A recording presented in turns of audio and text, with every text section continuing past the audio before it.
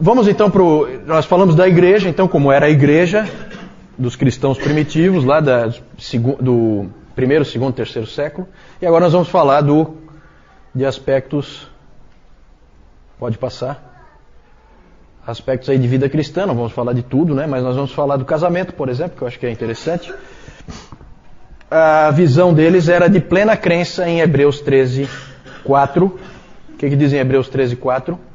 Digno de honra entre todos seja o matrimônio, bem como o leito sem mácula, porque Deus julgará os impuros e adúlteros. Então eles tinham plena crença nisso aí, para eles era digno de honra o matrimônio. É claro que alguns, seguindo os conselhos de Paulo lá em 1 Coríntios, qual é o capítulo? Conselho para não se casar. 1 Coríntios 7, exatamente. Então o conselho de Paulo, alguns seguiam, porque realmente era sofrimento em cima de sofrimento. Vocês já devem ter visto filmes em que o indivíduo não tem nenhum medo de morrer, mas se o bandidão lá pegar alguém da família dele, muda tudo, certo? E ele muda da água para o vinho.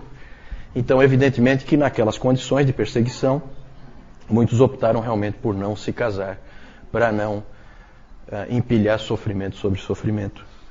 E para que isso também não fosse uma pedra de tropeço para eles, né?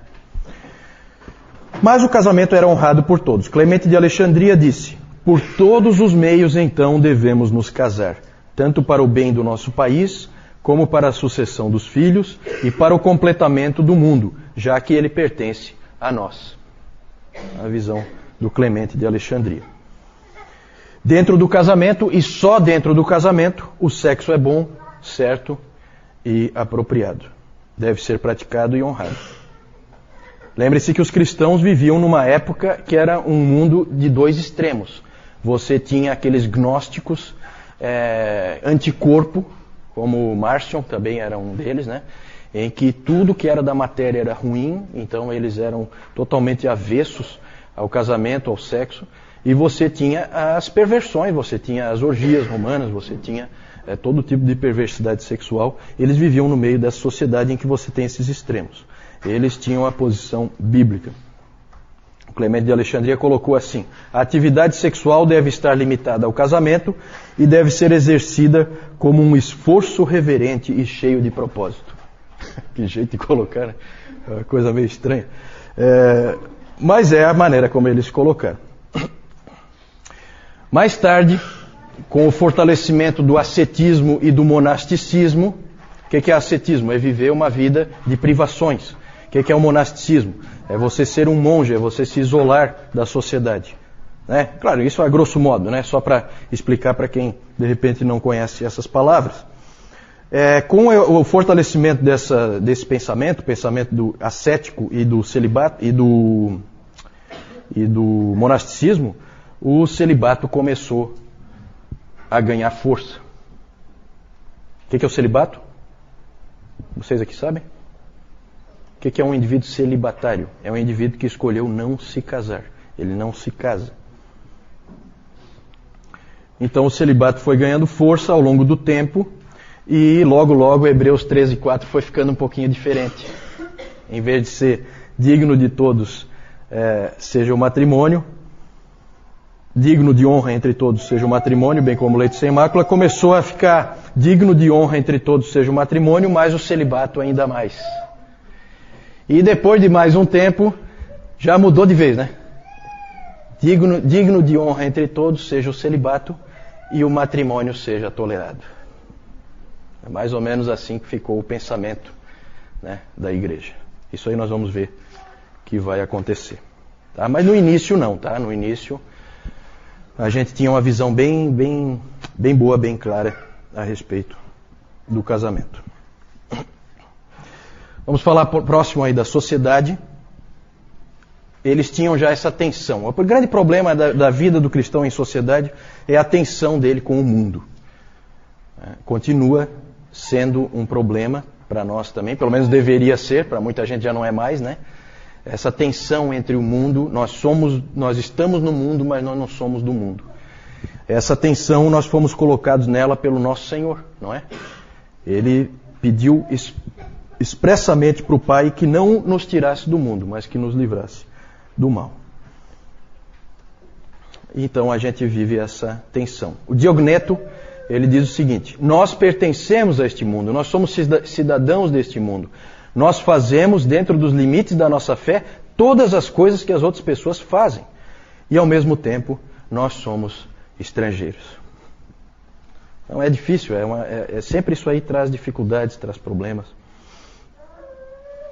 Um aspecto interessante a respeito dos cristãos na sociedade é que eles eram pró-vida.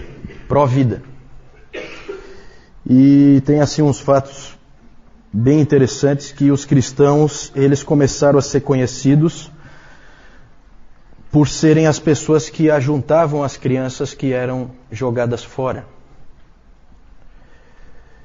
É interessante porque existe uma carta do ano 1 antes de Cristo, de um marido que tinha viajado. Ele mandou uma carta para a esposa. É uma carta de amor, uma carta romântica, em que ele fala palavras românticas para a esposa. E essa esposa dele estava grávida. E aí ele, num determinado momento, ele diz para ela o seguinte na carta: se for menino, fique com ele. Se for menina, jogue fora. É muito interessante porque essa era a cultura da época. E não é só assim como hoje a gente sabe de coisas que acontecem, por exemplo, na China, que as meninas são jogadas fora e os meninos não. Não, meninos eram jogados fora também, certo? Porque é aquela coisa, gravidez indesejada e tal, e então havia essa cultura de se jogar fora o filho, né? Uma coisa horrível. E é interessante porque isso aí acabou sendo uma oportunidade de testemunho para os cristãos, porque aí quem é que ia lá juntar a criancinha? Os cristãos. Eles iam lá e adotavam então aquela criança, porque eles eram pró-vida desde o início. Eles eram também contra o aborto, que também era praticado. Só que o aborto era menos praticado do que jogar o filho fora. Por que será? Exatamente. É o risco. Certo? A criancinha pode morrer, né? Mas a mãe não, né? Essa é a ideia. A minha vida é mais importante que a do meu filho. Interessante esse tipo de pensamento. E os cristãos costumavam recolher as crianças e eram totalmente contra o aborto, que era praticado, mas era menos praticado. Eles tinham uma tremenda compaixão pelos necessitados. As coletas que havia, né, na igreja sempre havia coletas, e elas sempre eram para os necessitados, sempre eram para a caridade.